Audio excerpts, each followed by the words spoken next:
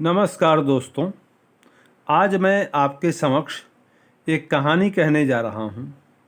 यह कहानी बहुत ऊंचे दर्जे की तो नहीं है, किंतु जब आप इसे सुनेंगे तो एक सुखद अनुभव ज़रूर होगा। आप निश्चित रूप से इस कहानी को सुनने के बाद अच्छा महसूस करेंगे।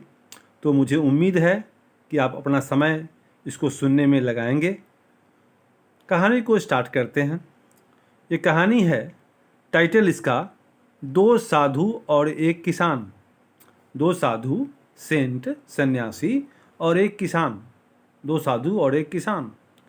कहानी की शुरुआत करते हैं। दुनिया की सभी सभ्यताओं में साधुओं की प्रतिष्ठा है। आम जनमानस उन्हें ज्ञान, त्याग, तपस्या तथा व्यक्तिगत शुचिता का मूर्त रूप समझता है।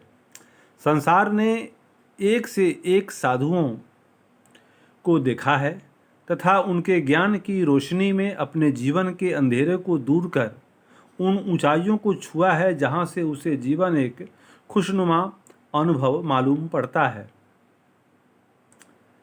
यह कहानी भी साधुओं से संबंधित है। किसी गांव में दो साधु अपने ज्ञान और उपदेश के लिए मशहूर थे। वे दिन भर भिक्षाटन करते और लोगों को सादा जीवन, उच्च विचार की शिक्षा देते। उनके लिए परमार्थ ही सब कुछ था। संचय के नाम पर उनके पास केवल कुछ धार्मिक पुस्तकें और साधु सुलभ सामग्रियां थीं।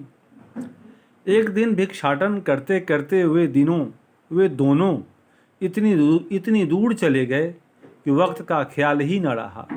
ज्ञान और भक्ति की यही तो खासियत है। व्यक्ति समय की सीमा को लांघ जाता है। कोई काम जब स्वार्थ के वश होकर किया जाता है तो समय का ध्यान रखना जरूरी है। नौकरी करेंगे तो वक्त से कार्यालय पहुंचना पड़ेगा और जब पहुंच जाएंगे तो छुट्टी का इंतज़ार करेंगे। शाम होगी, ड्यूटी आवर ओवर हो जाएगा। कहना न होगा कि सांसारिक व्यक्ति वक्त का गुलाम होता है। पर ये बातें संतों पर फिट नहीं बैठती। वो तो बस मीरा को लागी लगन, वो तो हो गई मगन, वो तो गली गली हरि गुण गाने लगी। पर कभी कभी वक्त संतों पर भी अपना प्रभाव दिखाता है।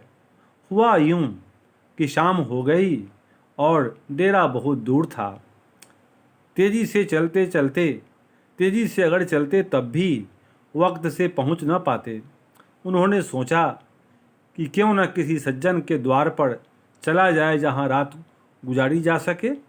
दोनों के कदम एक गरीब किसान के दरवाजे पर रुके। किसान गरीब जरूर था, किंतु इतना भी नहीं कि दरवाजे पर आए किसी संत का स्वागत न कर सके।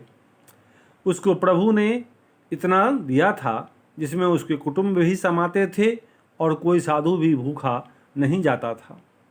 किसान ने अपने दरवाजे पर दो साधुओं को देखा तो काफ़ी खुश हुआ। उसने अपने भाग्य को सराहा। उसके किसी सुकर्म का पुण्य उदय हुआ, तभी तो संतों के दर्शन हुए। भला संत भी कहीं ऐसे ही किसी के घर जाते हैं? उनसे मिलने वालों की, आशीर्वाद पाने वालों की लाइन लगी रहती है। किसान का हृदय हर हर महादेव बोल उठा। उसकी खुशी और ज़्यादा बढ़ गई जब उन साधुओं ने उसके यहाँ रात गुजारने की इच्छा जाहिर की। किसान निहाल हो उठा। उसने उन संतों को अपने दालान में बिठाया और आओ भगत में लग गया। किसान के घर में शौचालय नहीं था। अपने को हल्का करने के लिए लोगों को खेतों में जाना होता था। जब साधुओं को खेतों की ओर जाने की ज़रूरत हुई तो दोनों साधु एक साथ नहीं गए। एक साधु अपने सामानों की रखवाली करता हुआ वहीं रुक गया। किसान भी साधु बाबा का मार्गदर्शन करता हुआ साथ गया। आखिर वे बाहरी लोग थे, उन्हें गांव की जानकारी नहीं थी। रास्ते में साधु बाबा ने किसान को बताया कि वह मेन साधु है। वह जो सामानों की रखवाली कर रहा है वह अभी सीख रहा है। सामान वगैरह ढोता है। अकल में एक बैल की तरह है, धीरे धीरे सीख जाएगा। जब वह साधु वापस आया तब दूसरा साधु गया और वापस आया साधु पहले वाले के काम पर लग गया। किसान इनके साथ भी चला। इस साधु ने किसान को बताया कि मेन साधु वही है जो पहले आया, वह तो अभी बहुत कम जानता है। वह अभी गधे की तरह है जो बोझ ढोता है।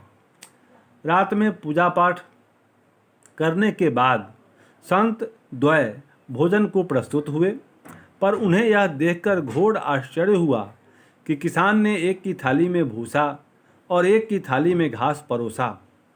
संतों ने पूछा कि यह कैसा मजाक है, खाने के लिए भूसा और घास है। किसान कोई साधारण इंसान नहीं था।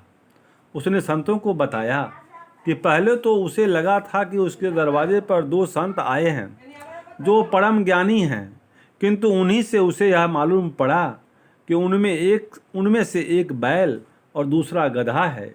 इसलिए उसने बैल के लिए भूसा और गधे के लिए घास परोसना उचित समझा।